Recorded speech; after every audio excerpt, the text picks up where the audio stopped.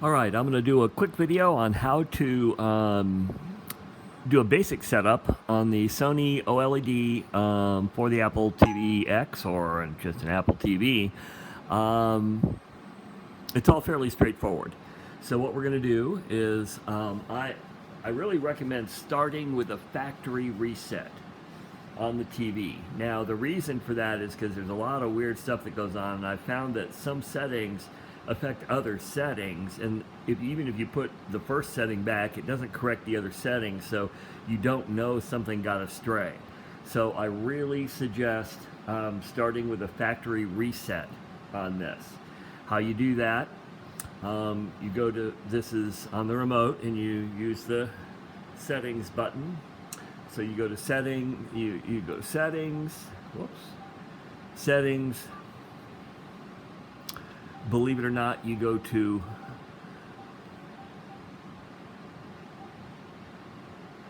system, then you go to about, then you go down to, oh, and before we go further, you should update your TV. Make sure that you're at the current firmware. This TV is already set for the current firmware, so I'm not going to do that step, but you need to do that. You need to make sure that it's current. Then you go down to reset, factory data reset, erase everything. Now I want to point out that if you have apps and you have things on the TV, you're going to wipe those off and you're going to have to put those on again, and you're going to have to log into those apps. Okay, so remember that this really does take the TV all the way back to zero. Erase everything, am I absolutely sure? You bet. Now this takes just a minute to go through its process, and it will reboot. There aren't many settings that we actually do that are different from factory reset. I am going to step through, though, the quickest and best way, in my opinion, to deal with how to do initial setup on the Sony OLED. This is an A90J, but they're all very similar in how you do setup. So I'm going to do all those things once we get it back to consciousness here. I'm also going to show where the setting is to turn off remote control of the TV from the Apple TV. Apple TV now, what they do is the thing will, if the Apple TV goes into standby, it'll turn the TV off. And if you turn the TV off, it'll turn the Apple TV off, which you don't want to do that. You want to leave the Apple TV X on all the time. So we need to turn off what's called Bravia Sync, and I'll show how to do that. As I mentioned, also I'm going to be using Dolby Vision, 4K Dolby Vision on the Apple TV. I'll also show those basic settings over there. Anyway, so here we go. So initially it'll look a little dark. I don't know why it starts off in some dark mode for setup. But so English, in my case, United States. I really do not recommend Google TV. I use all my apps and everything off the Apple TV, so there's absolutely nothing that I want from Google TV. And the problem with Google TV is it's a privacy thing. It's going to steal a lot of your information. It's going to do all sorts of things that are just this long list of things you really shouldn't be doing. It's just not a good idea, I don't think, my personal opinion. Anyway, so I always do set up basic TV. You then have to choose a Wi-Fi. I'm going to use my clean network along with my Switch X.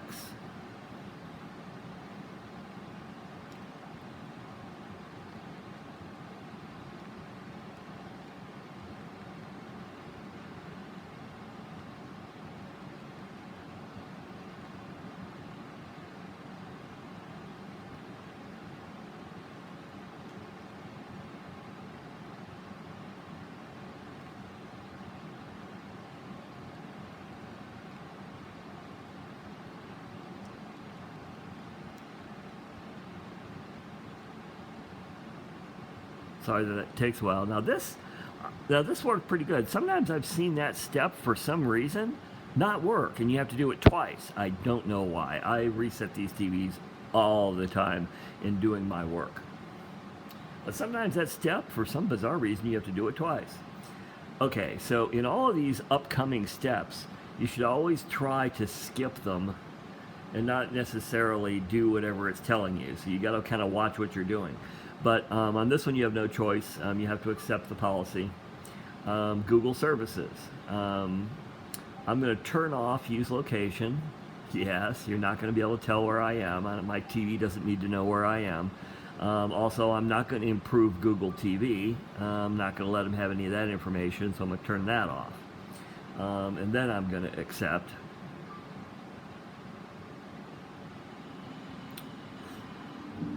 And it goes through all sorts of rigmarole, which is all in quite bright. That part of the menu seems to be bright. I don't know. But then we get back to another menu, which is dark. I don't know. Who knows? Okay, so now it says start your experience, blah, blah, blah. You have to scroll all the way down to the bottom. If you just press and hold down, then you eventually get to this menu. Once you get to that menu, you can accept all. You have no choice here. You must have all of these things. You can't say no to any of this. So you have no choice there. Voice recognition, you have no choice here either. It's going to listen to you, whether you like it or not. It's going to listen to the room, whether you like it or not. Well, no choice. No choice. Power saving. I do not use power saving. I don't believe in power saving. Select the way you're going to receive channels. I am only going to be using the Apple TV or an HDMI input. I'm not going to be using channels or any of that stuff.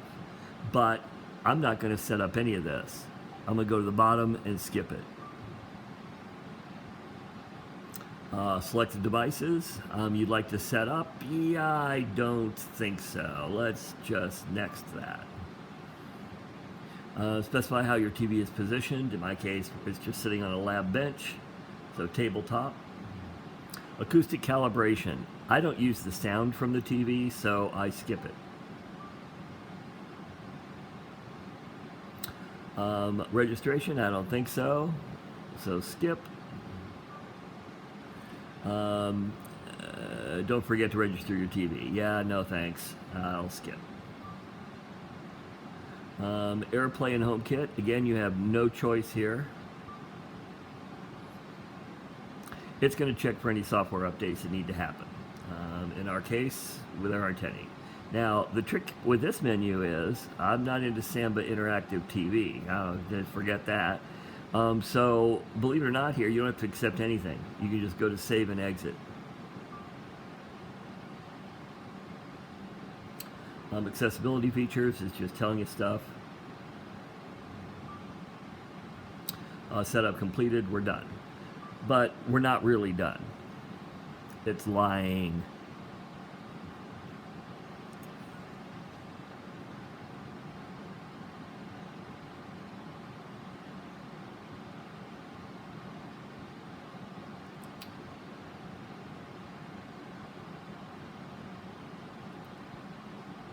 And you kind of sort of get to a menu that's dark and hard to see, right?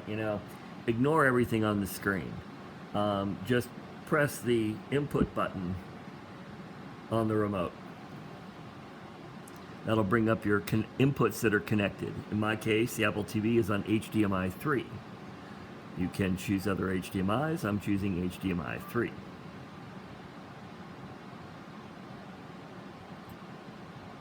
We're now done with TV setup. So that's all you have to do on the TV. Now we're now on the Apple TV, which I have already set up. And I'll go over those settings really quickly.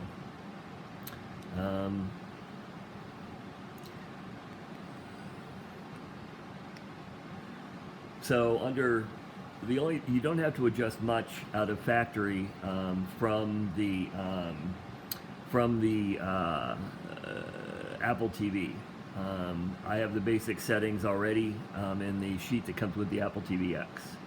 Under video and audio, it's kind of hard to see up here because of who knows why, but that says 4K Dolby Vision. Match content is frame rate.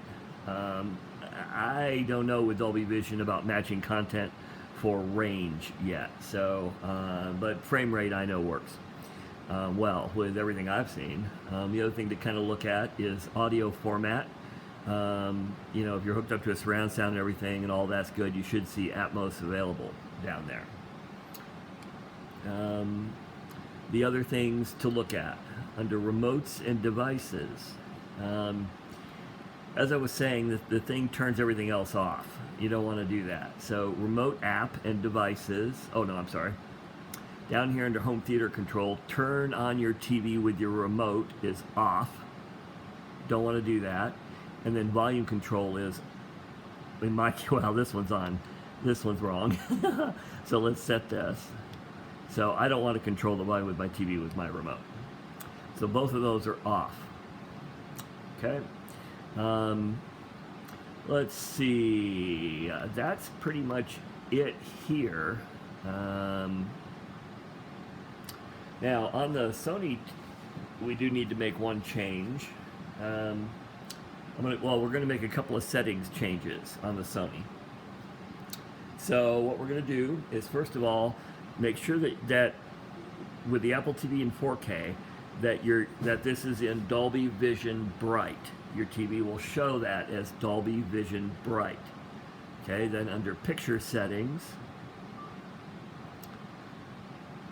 you then go over, and I'm under Dolby Vision Bright, and it shows that. If I go down and down, an important one you want to hit is the light sensor. The light sensor needs to be turned off.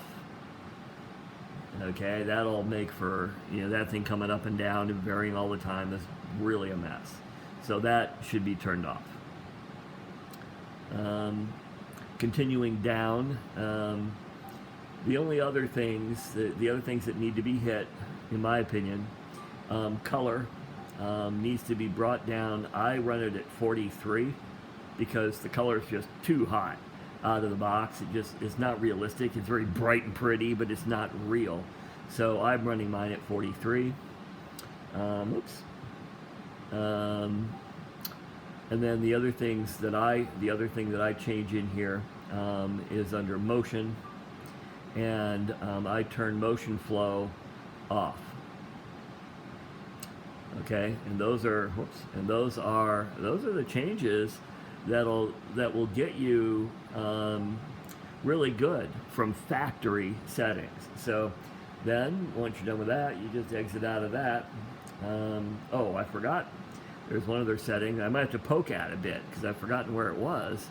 We need to do Bravia Sync. We need to turn off Bravia Sync. Let's see here. As I remember, that's under channels and inputs, I think. Whoops. Oops. Back up. So back to settings again. And settings. And channels and input. And then I think it's external inputs. Yeah. Bravia Sync settings. So that's channels and inputs, external input, and then Bravia Sync.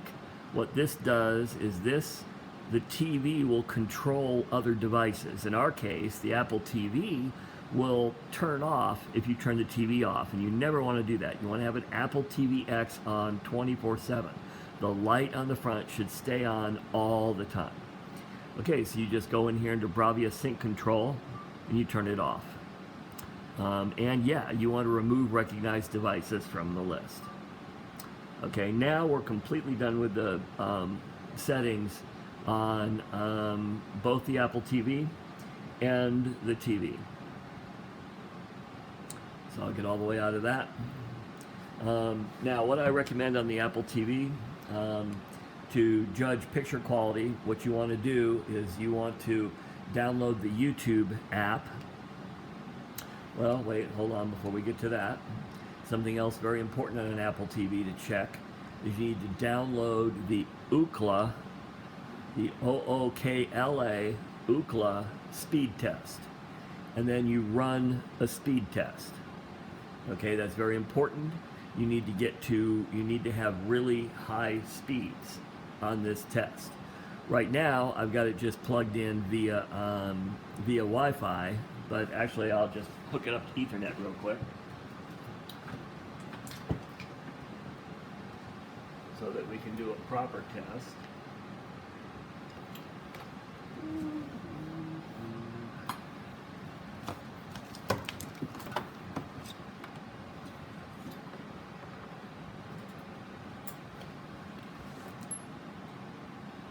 All right, so now what I'm going to do, we'll give that just a second, the Apple TV a second to adapt to that, and then we're going to run a real test. Now, I know what server works best in my case, which in my case is either Comcast or the Georgia Institute of Technology. I'm going to use the Georgia Institute of Technology. And then you go.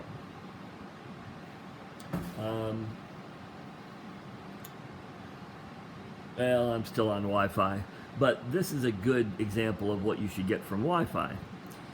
So this is 650 megabits. If I gave it longer for it to sync up to the Ethernet, to get connected to the Ethernet, then it would be showing 940 in both directions. Okay, so this is still, of course, a good test. Looks like my upload even via Wi-Fi is extremely high. So you want to make sure an Apple TV isn't going to work well below 100, 150 megabits per second. So you have to have high-speed tests. So you must do this test in order to really make sure that you're good. Okay, then what you want to do is, once you're sure of all that, you want to go to YouTube. And I use it signed out because they don't need to know what I'm watching. And then what you do is you go over to search. You go to Apple.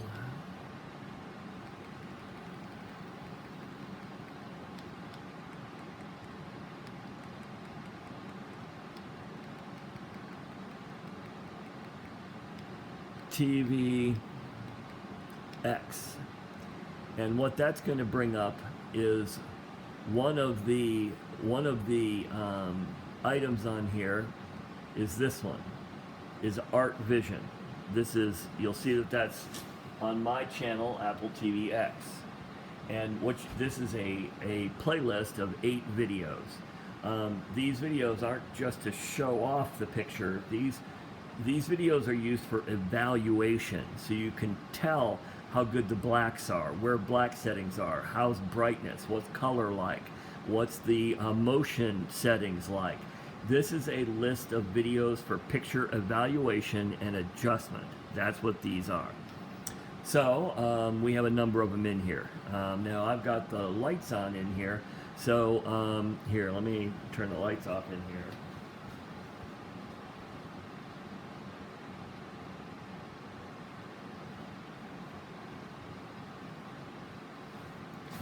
That's not all of the lights, but at least we'll be able to do a little bit better job. So this first clip is just a quick run through of a whole bunch of things, that are already on the. It's just a quick run through of everything. If you know what you're doing, good nights for up to 100%. If you know what you're doing, then you can quickly go through this clip and see what's going on. You should have absolute black, and the black should look milk inky. It should look like a color. All of this should look kind of shocking, is how it should look with an Apple TV X. It should look real, is the trick. Now, of course, the iPad I'm using isn't picking this up properly at all. But this should look really, really good. That's a quick run through of a bunch of stuff. This next one's important. This one is a really good example of how to deal with blacks. There's an awful lot of stuff here that's almost at black. So you use this to really evaluate black level. along with other things. There's a lot of contrast here. It's a good example of contrast. Color. Again, the iPad's doing horrible things to this, but it's a good idea of at least sort of what to do. There are motion problems with this clip, so you'll see at times, because they're doing fast and slow motion stuff, you'll see at times there are kind of stutters. Ignore that, that's just in the clip. I'm going to skip a bit into this. So this horse stuff is all really good.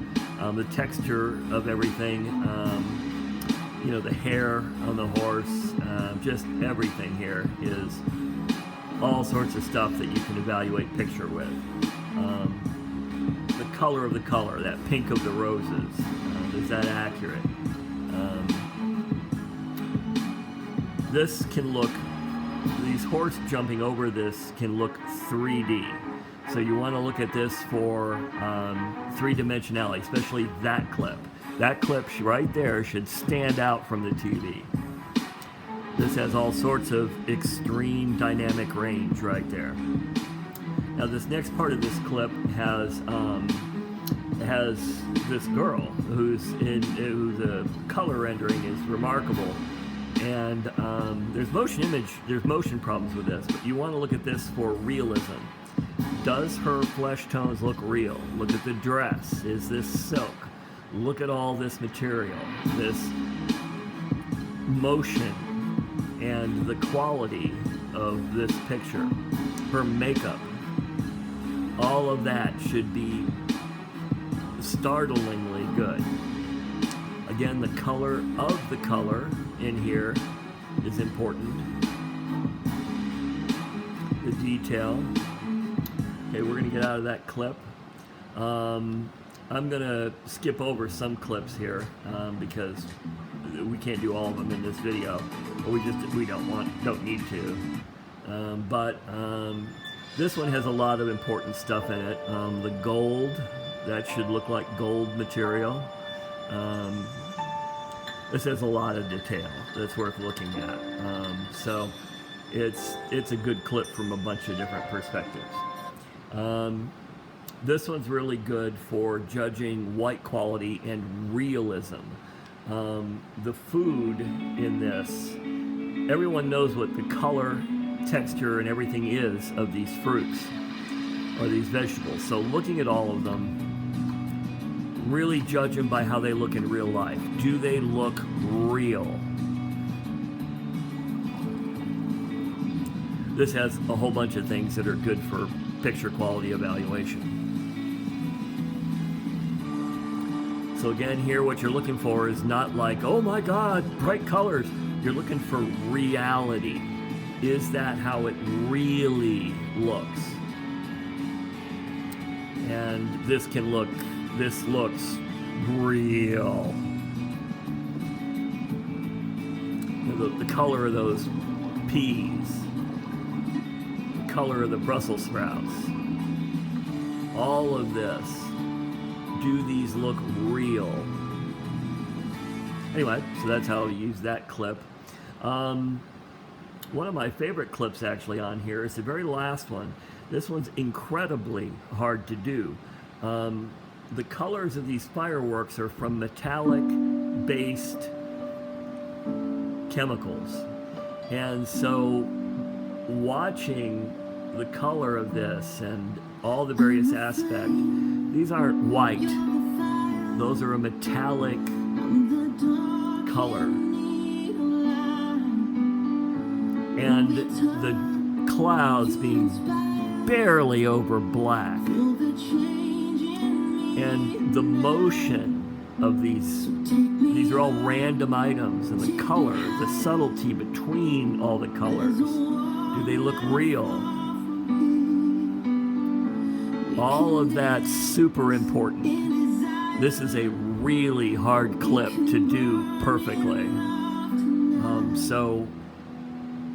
And the Sony OLED does not. I have other reference displays that show that this is not the best you can do. especially at the very end, there's a whole bunch of this part. There's a whole bunch of fireworks at the same time, and the Sony scaling actually falls apart. So what happens is all this stuff gets in random motion. Right in here, you're losing resolution. This has now become low res, and that's because of the TV. So this is a really good clip for that type of stuff. Anyway, so that's how to set up a Sony OLED with the Apple TV X, how to set the Apple TV X up, and how to evaluate performance.